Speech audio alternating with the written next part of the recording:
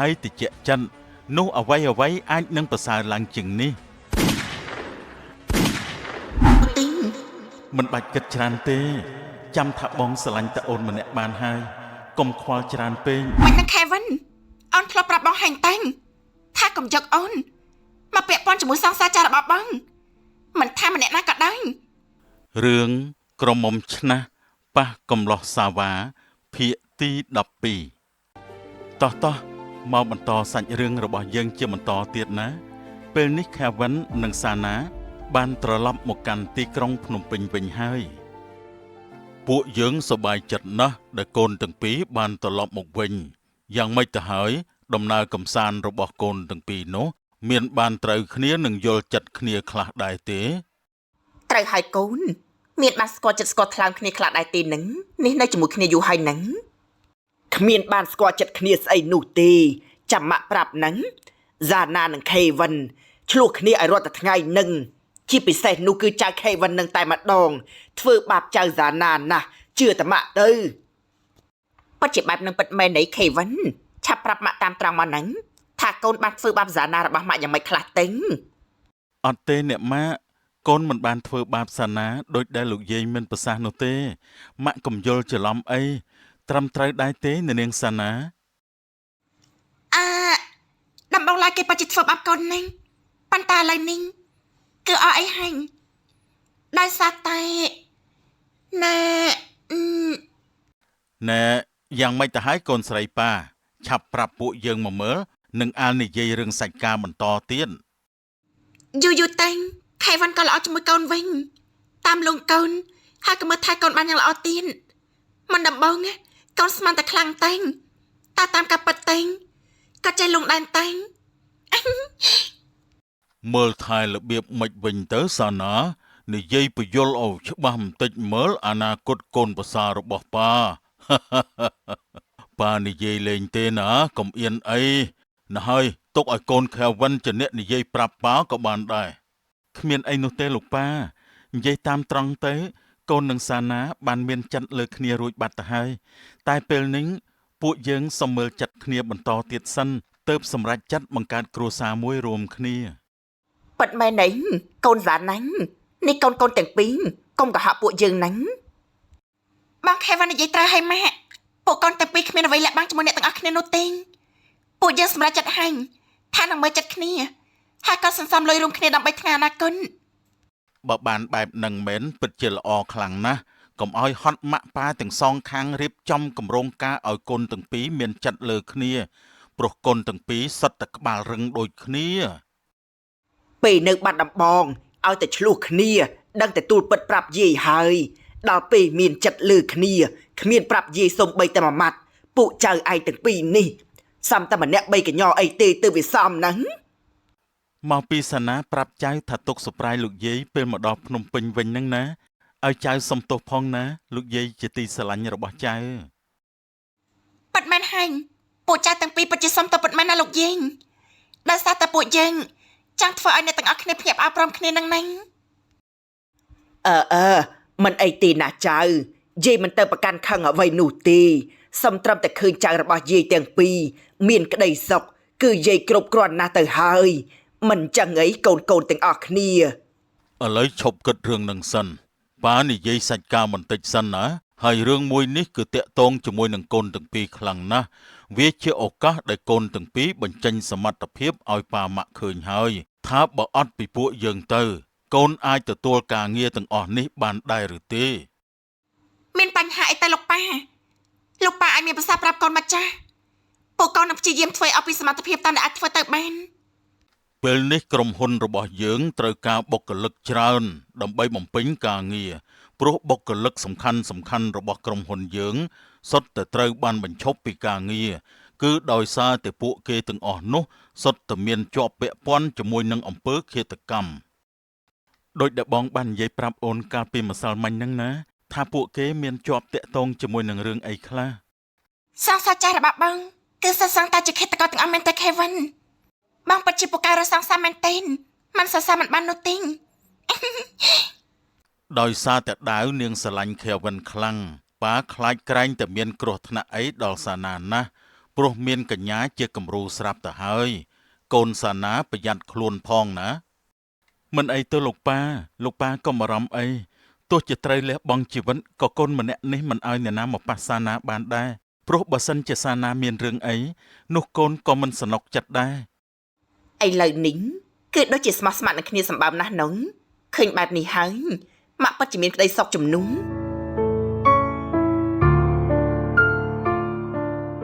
នេះពួកយើងប្រុងនៅសម្បុកកណ្ដោនេះប្រហែលថ្ងៃទៀតទៅដែរបងពិតជាធន់ទ្រាំខ្លាំងណាស់ដែលត្រូវរស់នៅជីវិតបែបនេះបងចង់ចេញទៅលំហែបន្តិចទ្រាំសិនទៅណាបងខ្ញុំបានលើកដំណឹងមកថាថ្ងៃនេះមីសាណានោះវាបានមកក្រុមហ៊ុនហើយខ្ញុំក៏បានត្រៀមចិត្តរួចរាល់ដើម្បីតែកម្ចាត់វាដែរបងចាំតើមើលចាស់ក្របកំភ្លើងប្រកាសជាហោះតម្រង់ចំកណ្ដាលក្បាលរបស់វាមិនឲ្យខុសនោះទេបងពិតជាពិបាកពិតមែនណាស់ដែរថ្ងៃនេះពួកយើងមានអីញ៉ាំបាយទេឯងមានបានតែបើកមើលក្នុងទូទឹកកកហើយនឹងគ្មាននោះទេបងឌិនទោះបីជាមានក៏ខ្ញុំមិនឃ្លានដែរពេលនេះខ្ញុំមិននឹកស្មានទេថាជីវិតរបស់ខ្ញុំប្រែក្លាយទៅជាបែបនេះយ៉ាងឆាប់រហ័សនោះទេខ្ញុំពិតជាគ្មានកម្លាំងក្នុងការបន្តដំណើរទៅមុខទៀតនោះទេកុំគិតច្រើនពេកអីដែរក្រែងបងបានសន្យាជាមួយដៅរួចហើយតែថាបងមិនទៅណាចោលដៅនោះទេទោះបីជាប្អូនមានរឿងអ្វីក៏ដោយក៏បងស្រីម្នាក់នេះមិនទៅណាចោលប្អូនដែរហ្នឹងបងឌិនដៅម្នាក់នេះពិតជាអរគុណបងខ្លាំងណាស់តែដៅប្រាប់បងតាមត្រង់ចោះហ្នឹងដៅមិនចង់ឲ្យបងមកតាក់ទងជាមួយដៅនោះទេបងគួរតែស្វែងរកអនាគតថ្មីមួយដែលល្អជាងនេះជឿដៅចោះហ្នឹងដៅកំពុងតែនិយាយពីអីហ្នឹងបងសន្យាជាមួយប្អូនហើយទោះបីជាពួកយើងបែកគ្នានៅជាតិនេះតែបងនឹងតាមមើលថែប្អូននៅឋានថ្មីជាបន្តទៀតហ្នឹងបងសាកគិតនឹងសម្រាប់ចិត្តម្ដងទៀតទៅណាបងឌិនប្អូនមិនចង់ឲ្យបងត្រូវខូចអនាគតដោយសារតែប្អូនទៀតនោះទេប្អូនជ្រុលជាខុសទៅហើយទុកឲ្យប្អូនជាអ្នកទទួលតែម្នាក់ឯងទៅចាស់បងមិនអាចព្រមតាមប្អូនបាននោះទេណាដែរពេលនេះពួកយើងកំតន់អាគិតគូរឿងនឹងអីពួកយើងគួរតែរួបរวมគ្នាធ្វើយ៉ាងណាដើម្បីឲ្យពួកយើងនេះអាចរួចផុតពីសំណាញ់ច្បាប់សិនទៅចាបងឌិនដែលសូមអរគុណបងឌិនម្ដងទៀតផងនេះទោះបីជាជាតិនេះយើងមិនអាចមានសង្ឃឹមរស់នៅជាមួយគ្នាបានយូរតែជាតិក្រោយពួកយើងនៅធ្វើជាបងប្អូននឹងគ្នាទៀតណាឈប់គិតបែបហ្នឹងទៅណាដែរត្រូវតែធ្វើចិត្តឲ្យសប្បាយហ្នឹងពេលនេះបងសុំតែទិញម្ហូបសិនហើយប្អូនដើរមើលថែខ្លួនឲ្យល្អផងហ្នឹងមិនអាចទេបងដឹងទៅទិញម្ហូបសិនចាស់តាមមើលថែខ្លួននឹងប្រយ័ត្នប្រយែងឲ្យបានខ្ពស់ផងហ្នឹងពីព្រោះពេលនេះមានប៉ូលីសច្រើនណាស់ដែលកំពុងតែតាមដានពួកយើង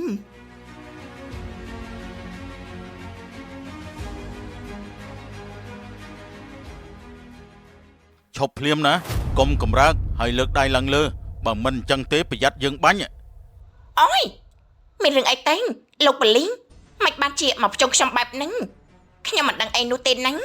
ខ្ញុំប្រាប់អ្នកនាងឲ្យលើកដៃឡើងកុំនិយាយច្រើនពេកប្រយ័ត្នខ្ញុំបាញ់ចាខ្ញុំលើកដៃហើយលោកប៉ូលីសជួយទម្លាក់កំភ្លើងចុះសិនទៅណាមានរឿងអីពួកយើងអាចនិយាយគ្នាបានណាលោកប៉ូលីសចិត្តតិចសិនទៅ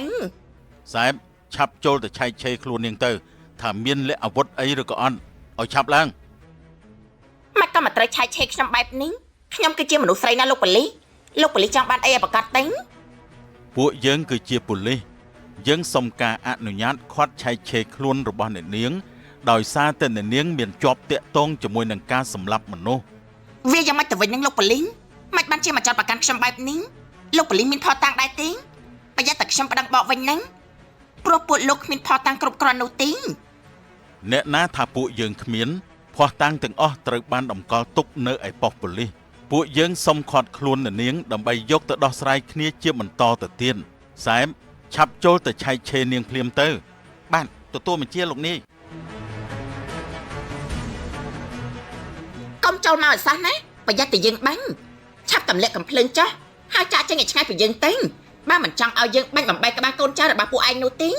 លោកនាយទម្លាក់កំភ្លើងចុះសិនទៅណាខ្ញុំខ្លាចណាស់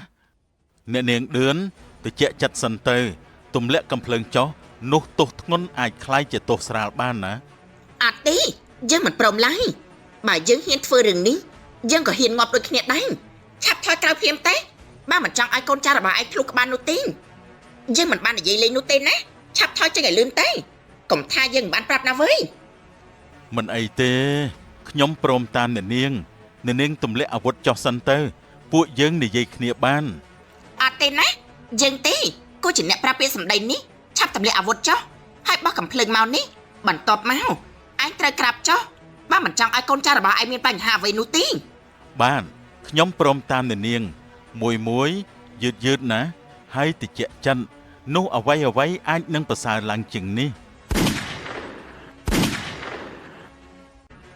ពួកឯងហ៊ានបោកបញ្ឆោតយើងផងមែនទេពួកឯង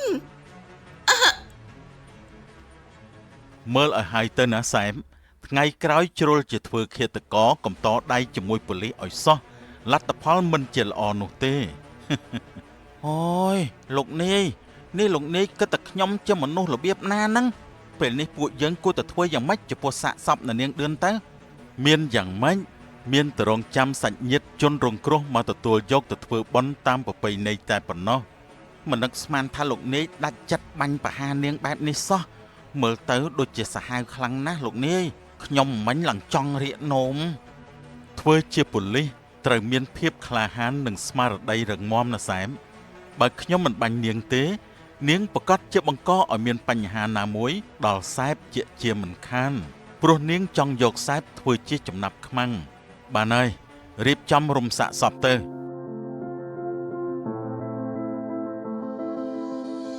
Kevin នេះជាក្រុមហ៊ុនរបស់ប៉ាបងដែលចោះហ៊ុនជាមួយគ្រួសាររបស់អូនមែនទេ ត្រូវហើយអូនរបស់មួយនេះបានកាត់ចេញពីញើសឈាមរបស់គ្រួសារបងនិងគ្រួសារអូនទាំងស្រុងពេលនេះអ្នកមានគុណទាំង4បានសម្រេចឲ្យពួកយើងកែប្រែនិងស្ដារនៅអ្វីដែលត្រូវខាតបង់មកវិញបងសង្ឃឹមថាមិនធ្វើឲ្យគាត់អស់សង្ឃឹមនោះទេ អូនក៏ដូចគ្នាដែរអូនមិនធ្វើឲ្យប៉ាមកអស់សង្ឃឹមនោះទេសមត្ថភាពរបស់អូនប៉ុណ្ណឹងអូននឹងធ្វើឲ្យលើសនឹងទៅទៀតដើម្បីកែប្រែក្រុមហ៊ុននេះ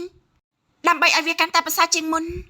បើបែបនឹងមែនពួកយើងឆាប់នាំគ្នាចូលទៅក្នុងក្រុមហ៊ុនតែម្ដងទៅបងនឹងនាំអូនដើរមើលទិដ្ឋភាពទាំងស្រុងនៅក្នុងក្រុមហ៊ុនថាមានអ្វីខ្លះ មិនចាំបាច់នាំនាងទៅកន្លែងណាទៀតនោះទេនៅទីនេះមិនស័ក្តិសមជាមួយនាងឡើយកន្លែងដែលស័ក្តិសមជាមួយនាងបំផុតគឺជាឋាននរកឯនោះទៅវិញទេនៃតានាងជានរណាទេមិនបានជាហ៊ានប្រាប់ពាក្យសម្ដីបែបផ្សារបែបនេះមកកាន់ខ្ញុំបែបនេះអូនេះនាងនៅមិនទាន់ស្គាល់ថាយើងជានរណាទៀតមែនទេសង្សាររបស់នាងមិនដែលនិយាយប្រាប់នាងតាក់ទងជាមួយយើងទេមែនទេ នេះអូនចង់យ៉ាងម៉េចនឹងដែរក្រែងអូនដាក់ពាក្យឈប់ធ្វើការនៅទីនេះហើយមែនទេអូនមកទីនេះមានការអីទៀតឆាប់ចេញទៅវិញទៅ បងដេញអូនអញ្ចឹងមែនទេ Kevin តាំងពីយើងស្រឡាញ់គ្នាមកបងមិនដែលប្រាប់ពាក្យសម្ដីបែបនេះដាក់អូននោះទេតែពេលនេះបងពិតជាប្លែកខ្លាំងណាស់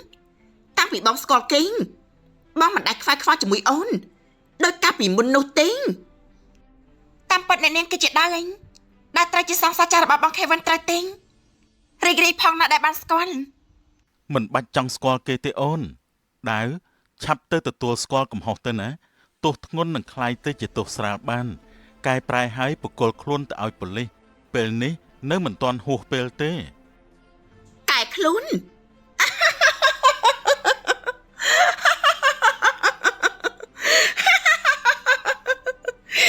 ឈប់ទៅណា Kevin ពេលនេះខ្ញុំបាត់បង់គ្រប់យ៉ាងសូម្បីតែបងស្រីជាទីស្រឡាញ់ម្នាក់ក៏គាត់មិននៅជាមួយខ្ញុំទៀតដែរបើសិនជាលោកវិញលោកមានអារម្មណ៍យ៉ាងម៉េចទេ នេះអូនចង់បានន័យថាម៉េចវិញឆាប់និយាយមកអូនត្រូវការអីបងឲ្យអូនគ្រប់យ៉ាងចាត់ទុកថាជាកាដូមុនពេលដែលយើងបែកគ្នាទៅចុះ ចង់បានអីបងពិតជាមិនដឹងពិតមែនទេថាអូនចង់បានអីនោះឬមួយក៏បងដឹងហើយតែធ្វើមិនដឹងបើសិនជាបង Kevin ដឹងគាត់ក៏មិនចាំបាច់សួរនាងនោះទេកុំតប៉ែពេកនាងឯងបិទមាត់ទៅនាងសិនណាពេលនេះយើងបានដឹងហើយថានាងគឺជាមនុស្សដែលកាច់ដូចគេនិយាយពិតមែននាងសានណាស់មិនអីនោះទេបន្តិចទៀតនាងលែងបានកាច់ទៀតហើយ បានហើយដាវអូនកំពុងតែសរសៃប្រសាទមែនទេតោះសាណាកុំខ្វល់ពីនាងពួកយើងឆាប់ចេញទៅ ឈប់សិនបងមិនចង់ដឹងទេមែនទេថាអូនត្រូវការអ្វីនោះបងមិនទាន់បានស្ដាប់ចម្លើយរបស់អូននោះទេហ្នឹង ឆាប់និយាយសិនមកអូនត្រូវការអីអូនចង់បានលុយមែនទេចាំបងឲ្យគេរៀបចំឲ្យតែអូនត្រូវតកែខ្លួននឹងទៅសារភាពជាមួយប៉ូលីសផងណា អូនមិនត្រូវការលុយរបស់បងនោះទេណា Kevin អ្វីដែលអូនចង់បាននោះគឺខ្លួនរបស់បងនិងជីវិតមីសានហ្នឹងមីនេះហើយដែលបានបំផ្លាញជីវិតរបស់អូនគ្រប់យ៉ាងនោះ សាណាកិច្ចមកក្រោយបងអូនតិចចិត្តសិនទៅណាដាវមានរឿងអីយើងអាចនិយាយគ្នាបានទម្លាក់អាវុធចោះហើយចូលខ្លួនដោះស្រាយគ្នាជាមួយផ្លូវច្បាប់ អត់ទេណា Kevin អូនបាត់បង់គ្រប់យ៉ាងហើយអូនគ្មានស្ដាល់អ្វីទៀតនោះទេបងឈប់សម័យទៀតទេថាអូននឹងបញ្ឈប់រឿងនេះដល់ងាយងាយវានឹងមិនអាចចប់នោះទេបើនាងសានហ្នឹងវាមិនទាន់ងំ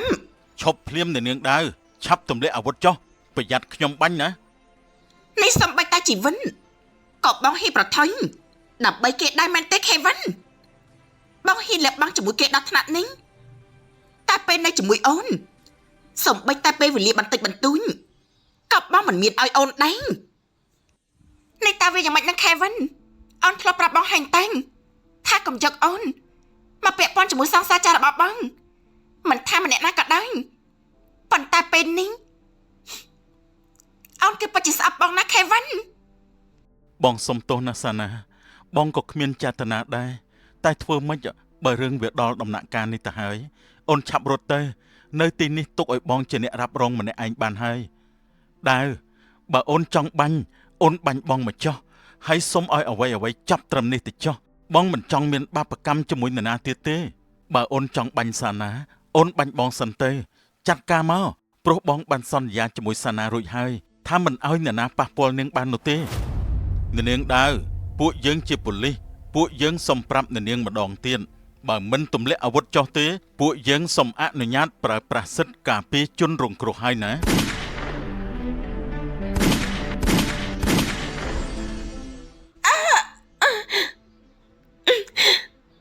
អូនលៀបបងសិនហើយណា Kevin ពេលអត់ពីអូនទៅបងត្រូវចាំថាអូននឹងរងចាំជួបបងគ្រប់ជៀន សាណាអូនមិនអីទេណាអូនកុំកើតអីឲ្យសោះសាណាអូនឆាប់ក្រោកឡើងបើកភ្នែកមកអូនបងដឹងខុសហើយបងសុំទោសបងមិនអាចរស់ដោយគ្មានអូនបានទេ Kevin អូនពិតជាឈឺណាស់បងមកមើលអូនបន្តិចបានទេអូនចង់បានភាពកក់ក្ដៅពីបងមុនពេលដែលអូនលែងបានឃើញពិភពលោកមួយនេះអូនចាំមកលេងនៅទីនេះជាមួយបងមុនពេលដែលពួកយើងរៀបការណា Kevin អូនចង់រស់នៅក្បែរបងរហូត បងក៏ដូចគ្នាដែរណាដែរបងស្រឡាញ់អូនណាស់មុនពេលដែលពួកយើងរៀបការបងចង់នាំអូនមកទីនេះហើយពួកយើងនឹងថត pre-wedding ជាមួយគ្នានៅទីនេះ Kevin បើសិនជាថ្ងៃណាមួយបងដឹងថាអូនមិនមែនជាដែរដែលបងធ្លាប់ជួបកាលពីក្មេងនោះតើបងនឹងសុំបែកពីអូនដែរទេ បែកមិនថាអូនជាអ្នកណានោះទេបងគ្មានថ្ងៃបែកគ្នាជាមួយអូនដាច់ខាតបងសន្យាណាស់ដែរអូនកុំបារម្ភពេក មិនឲ្យបារម្ភយ៉ាងម៉េចទេបើបងសម្បូរស្រីតាមស្រឡាញ់សឹងអីនោះអូនខ្លាចក្រែងតែថ្ងៃនេះបងមិនដូចជាពេលនេះនោះទេ មិនបាច់គិតច្រើនទេចាំថាបងស្រឡាញ់តែអូនម្នាក់បានហើយកុំខ្វល់ច្រើនពេកអត់ទេដែរបងស្អប់អូនណាស់ មិនអីទេណាបងអូនសុំទោសគ្រប់យ៉ាងបងអាចស្អប់អូនបានបងអាចបំភ្លេចអូនបានតែបងត្រូវចាំថាអូនស្រឡាញ់បងខ្លាំងណាស់ Kevin អូនអូនលៀបបងហើយយ៉ាងម៉េចទៅហើយ Kevin សាណាយ៉ាងម៉េចទៅហើយហ៎អញឆាប់យកដៃសង្កត់ទ្រូងនាងទៅអាទូអញឆាប់ហៅឡានពេទ្យមកហៅមកឲ្យលឿនបន្តិចមកណាគ្នាវិញវាន់អស់ហើយមិនដឹងថាត្រូវធ្វើអីនឹងចាប់អីមុននោះទេលោកប៉ូលីសបានខលទៅហើយបន្តិចទៀតឡានពេទ្យគេមកដល់ហើយពួកយើងគួរទៅរកវិធីសង្គ្រោះជាបឋមសិនទៅត្រូវហើយ លោកគួរទៅរកវិធីសង្គ្រោះនាងឬធ្វើយ៉ាងណាឲ្យសង្សារលោកដឹងខ្លួនសិនទៅបាទលោកប៉ូលីសនិយាយអញ្ចឹងវីតូអញឆាប់ខលទៅប្រាប់គ្រួសារគ្នាពីរឿងនេះសិនទៅហើយឲ្យពួកគេទៅរងចាំនៅមន្ទីរពេទ្យមុនចុះណា